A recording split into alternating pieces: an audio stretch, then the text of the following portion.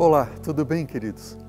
Nós estamos aqui para mais um encontro, onde vamos conversar um pouco sobre este livro aqui, que nós estamos lendo este ano, O Grande Conflito dos Resgatados. A propósito, se você está assistindo aí de outra parte do Brasil, do mundo, enfim, nós vamos deixar na descrição desse vídeo alguns caminhos que você pode adquirir esse livro gratuitamente de forma aí digital, através da internet. Ou se você estiver no Brasil, enfim, você pode solicitar também pelo site cpb.com.br, que é a Casa Publicadora Brasileira. Enfim, chegamos ao 5º capítulo, e neste 5º capítulo a gente vai estudar ali, na verdade a gente estudou a história de um homem que foi ali o precursor, aquele que iniciou o movimento de reforma na Europa. O título desse capítulo é A Luz Entra na Inglaterra. Sabe, queridos, Deus, em todos os momentos da história da humanidade, Ele nunca permitiu que Sua palavra fosse destruída totalmente. Em muitos países da Europa, por exemplo, a gente vê na história o Espírito Santo trabalhando no coração de pessoas, no coração de líderes, também de povos, como estudamos no capítulo anterior, os valdenses no caso, de modo a eles buscarem a verdade na palavra do Senhor como quem busca um tesouro escondido. Eu penso, para mim hoje, será que eu tenho detido tempo para estudar a palavra do Senhor e saber que aqui eu tenho um tesouro que me dá não somente paz, tranquilidade, conforto nessa vida e esperança, mas, sobretudo, o perdão dos pecados e a vida eterna em Cristo Jesus?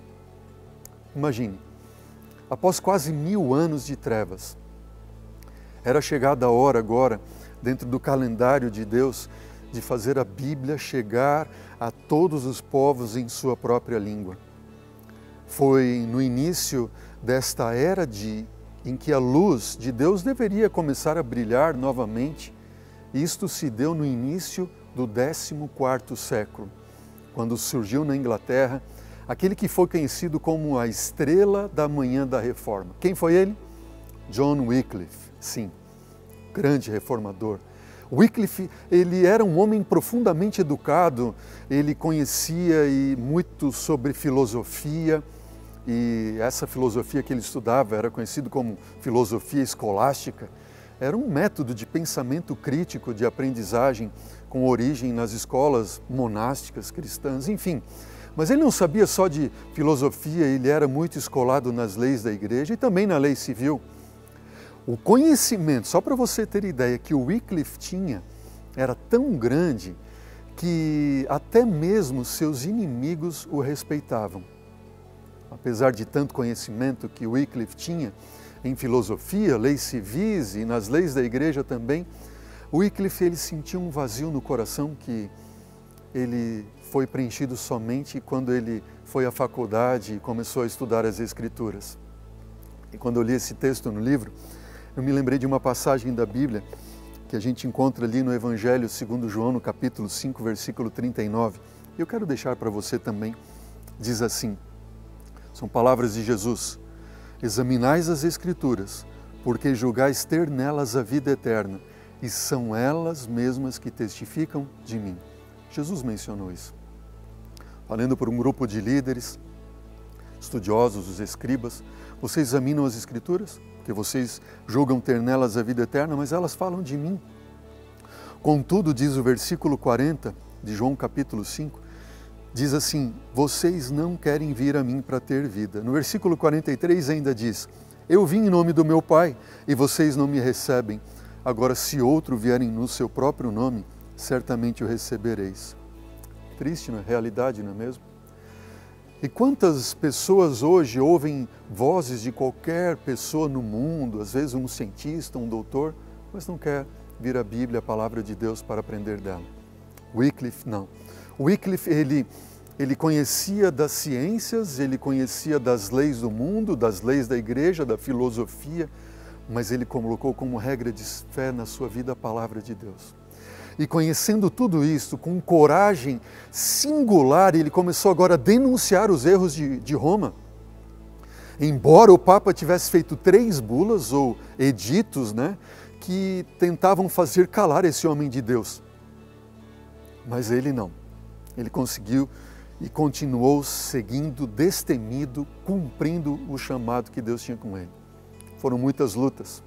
Certa feita, Wycliffe ele estava muito doente e até à beira da morte. Então alguns monges foram visitá-lo no seu quarto e clamaram para ele, dizendo: admita suas falhas, disseram para ele, retrate-se em nossa presença por tudo aquilo que você falou contra nós. E Wycliffe, fraquejando da forma como ele estava, ele pediu para que um dos seus auxiliares ali o ajudasse a se erguer e sentar na cama, e ele encheu os pulmões e com todas as forças que ele tinha, ele disse: não vou morrer, eu vou viver, e novamente eu declararei os males dos frades. Atônitos e humilhados, os monges saíram do quarto dele o mais rápido possível. Wycliffe ele fez um grande trabalho, conseguiu traduzir a Bíblia para o inglês, e apesar das dificuldades de ser ainda uma época em que os escritos eram todos ali manuscritos, a Bíblia começou a chegar na língua na Inglaterra. Ele foi perseguido, duramente perseguido pela igreja, enfim. E um dia, diante de uma assembleia, ele disse: com quem vocês pensam que estão lidando? Ele perguntou: com um velhinho à beira da sepultura? Não, não. Vocês estão lidando com a verdade. A verdade é forte e ela é mais forte que vocês e vai derrotar vocês. Diante disso, ele se retirou daquela assembleia e nenhum dos seus adversários tentou impedi-lo.